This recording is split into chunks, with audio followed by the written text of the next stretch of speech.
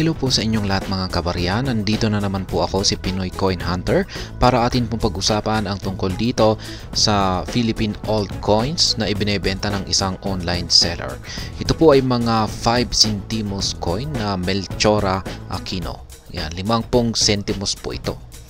Kaya yan, nakikita po natin, ito po ay ang kanyang reverse side po ito or likurang bahagi ng lumang barya na ito. At samantala ito naman po yung kanyang overside or harapan po nito na bahagi.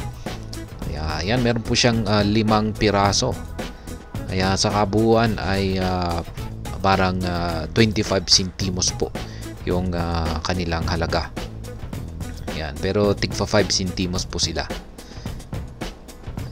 Ayan, mas makikilala po natin ito sa pamamagitan po ng pag-check sa mga detalye nito dito kay Numista.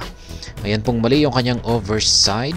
Ayan, kung saan ay nakikita po natin dito ang Central Bank na logo. Ayan, dito sa loob ng bilog. Ayan, nakapaloob sa bilog na ito.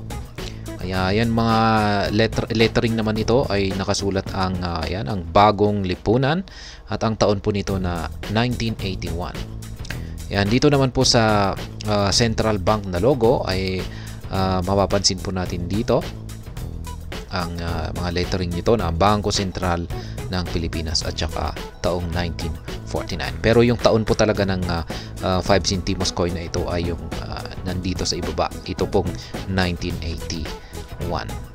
Kaya yan, ito po yung kay online seller. Ayan naman po yung kanyang mga overside o harapan na bahagi ng kanyang mga 5 centimos coin. Ayan, iba-iba po yung kanyang taon. May 1967 po siya rito.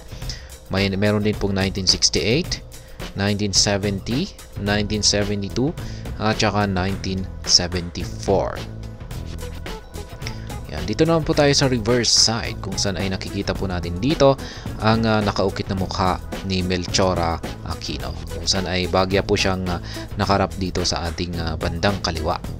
Yung kanyang mga lettering naman po ay Republika ng Pilipinas. Ayan, 5 centimos. BSP yung kanyang mint at saka Melchora Aquino.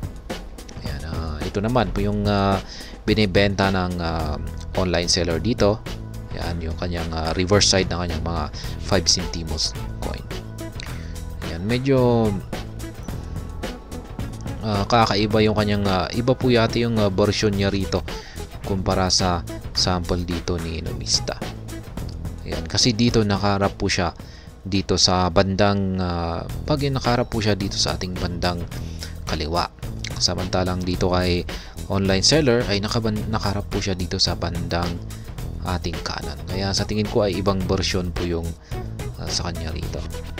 Pero ayan, pareho po sila ng disenyo. Ganyan po yung gilid. Yan, yung edge po niya. Ayan. 1979 po ito. Mga 1979 to 1982 na version. Yung ito yung mas luma, 1967 to 1974. Kaya subukan po nating hanapin yung sakto. At ayan, nahanapan ko na po yung tama, pero yung kanyang ayan, ito po, tugmang-tugma na po sila. Ayan, yan yung kanyang disenyo. Kaya ayan po siya. Ito po yung kanyang reverse side at saka ito naman po yung kanyang overside. Ayan, ito po ay 1967 to 1974. Kaya mali po yung nakita natin kanina. Kaya ayan, ganito po yung kanyang edge o yung kanyang gilid. Ayan, plain po siya. At minted po ito sa bansang United States. Ayan, meron po itong dalawang klase na mint, yung na-mint sa Denver at saka na-mint po sa San Francisco. Kaya ayan, 1967 to 1974. Ayan po yung mga presyuhan ni Numista rito. Ayan. Ngayon ay aalamin po natin kung magkano ang bintahan ang presyo ng online seller dito sa kanyang 5 centimos coin dito. Yan, na Melchora Aquino. Ayan, Melchora Aquino. At ayan, ibinebenta po niya ito sa halagang 180 pesos. Yan, lahat po ito. Lahat ng pirasong ito, yan, lahat po ng 5 piraso na ito ay binebenta po niya sa halagang 180 pesos. Ayan, ito ay may mga taong 1967, 1968, 1970, 1972 at saka 1974. Ayan, hindi ko alam kung magkano ang presyuhan niya kung pag isang piraso lamang yung gusto nating bilhin dito. Pero ayan, sa tingin ko ay binebenta po niya lahat ng mga ito. Kung pagbibilhin mo yung hindi po yata pwedeng bilhin ang isa. Yan, dapat bilhin mo lahat. Kasi kung pag ganyan ay baka ayan. Kanyang sabi niya dito ay 25 centimos. Pero 5 centimos lamang po ito. Linagay po niya siguro yung 25 centimos kasi yan nga 5, 10, 15, 20, 25 ayan. Kaya sa kabuuan ay 25 centimos. Ayan. Pero dapat linagay niya rito ay 5 centimos pa rin, 5 pieces. Tapos ilagay niya rito ay 5 pieces o 5 piraso. Kaya ayan, binebenta po niya ito sa halagang 180 pesos.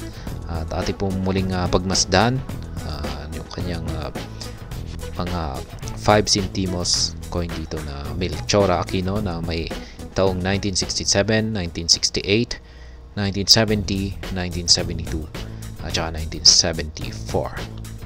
Ayan. Yan naman po yung kanyang reverse side.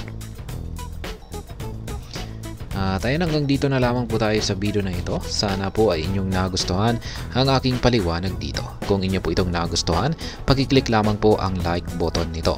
Para naman po sa mga bago lamang dito, kaya po ay aking inaanyayahan para mag-subscribe. Pag-click na rin po ang bell icon nito dahil ito po ang siya magsisilbing notification nito sa mga bago kong videos na aking pong ina-upload sa aking YouTube channel na ito. Marami pong salamat sa panonood, ingat po tayo lagi at God bless po sa ating lahat.